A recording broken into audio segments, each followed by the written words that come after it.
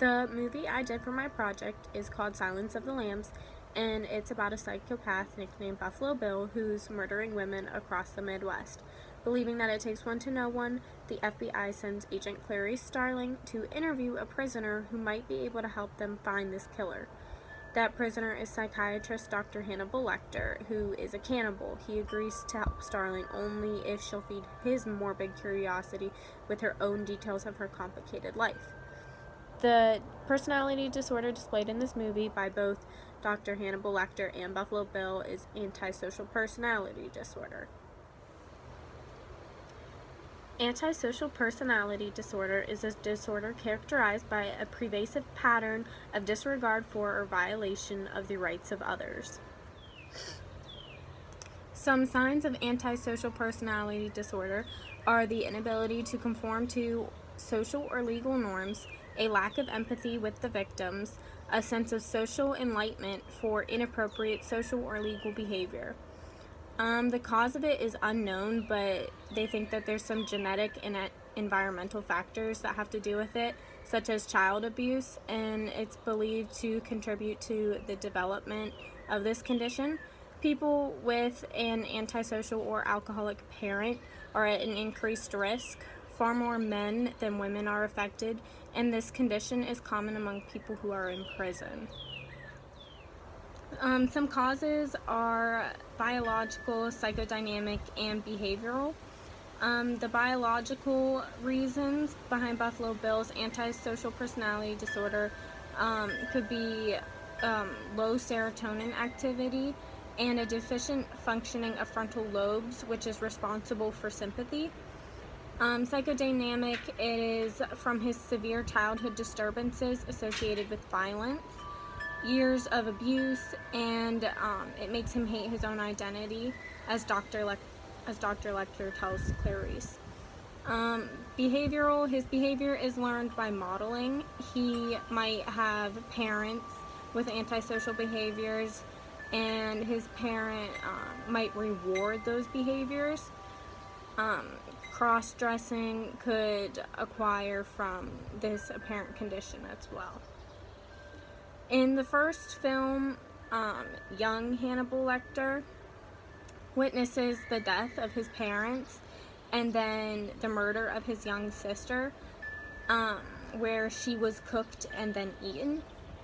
And it flashes forward several years later, and Hannibal is living in an orphanage, and he experiences flashbacks and dreams of his sister's death.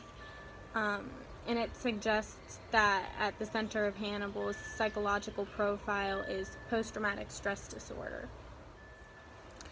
In the first film, young Hannibal Lecter witnesses the death of his parents, and then he's exposed to cannibalism at a young age because his sister was murdered and eaten, and he is then put in an orphanage where he frequently experiences flashbacks of his sister's death.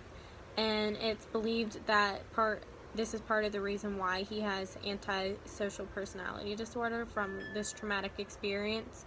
The neuroscience behind this is that people with it have 18% reduction in the volume of the brain's middle frontal gyrus and 9% reduction in the volume of the orbital frontal gyrus, which are the two sections in the brain's frontal lobe. In September of 2009, Archives of General Psychiatry compared 27 psychopaths, people with severe antisocial personality disorder, to 32 non-psychopaths. In the psychopaths, the researchers observed deformations in another part of the brain called the amygdala, with the psychopaths showing a thinning of the outer layer of that region called the cortex, and on average an 18% volume reduction in this part of the brain. The amygdala is where emotion is, and psychopaths lack emotion. They lack empathy, remorse, and guilt.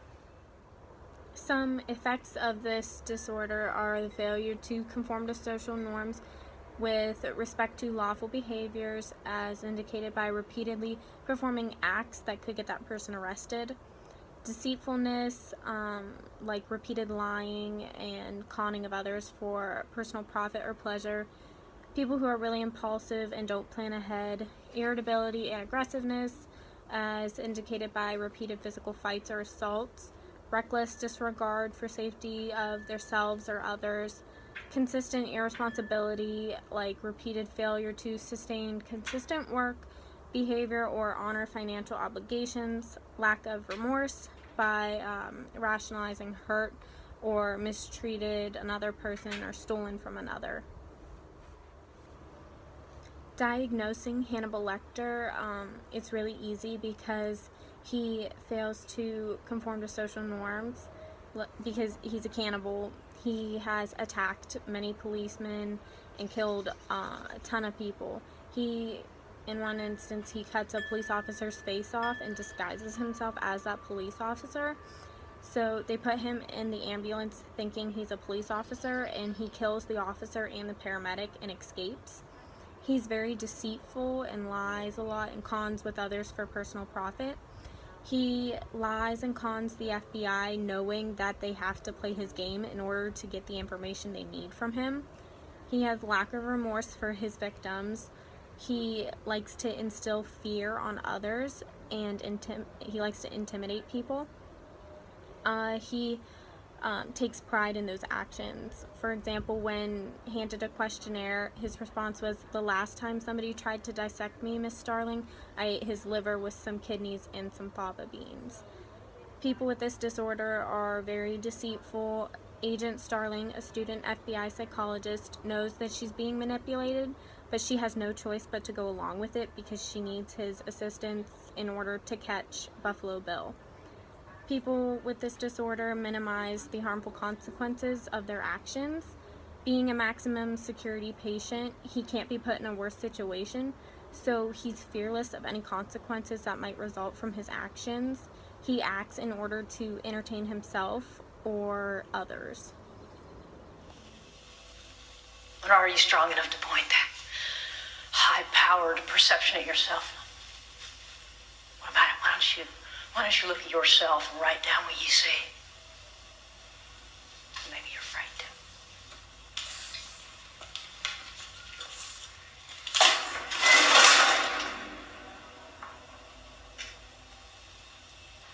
A census taker once tried to test me. I ate his liver with some fava beans and a nice Chianti.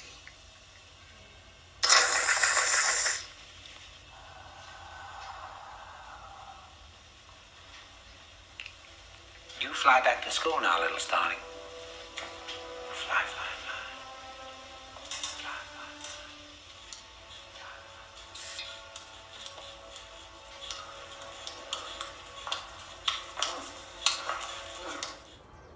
Both actors in this movie did a great job on displaying the disorder. For example, Buffalo Bill, in one scene, he has his victim in a hole, and he has his dog, and he treats the dog with more respect than he does people, and he's constantly referring to his victim as it.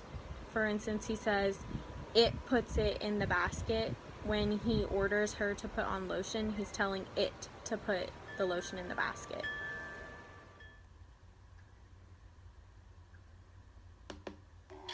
It rubs the lotion on its skin. It does this whenever it's told. Mister, my family will pay cash. Whatever ransom you're asking for, they'll pay it. It rubs the lotion on its skin, or else it gets the hose again. Yes, you will, precious. You will get the hose. Okay.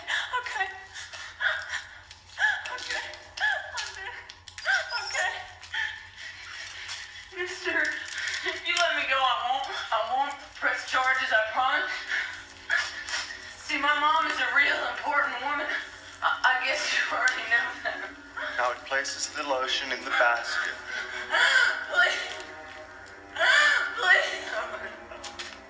I want to go home, please. It places the lotion in the basket.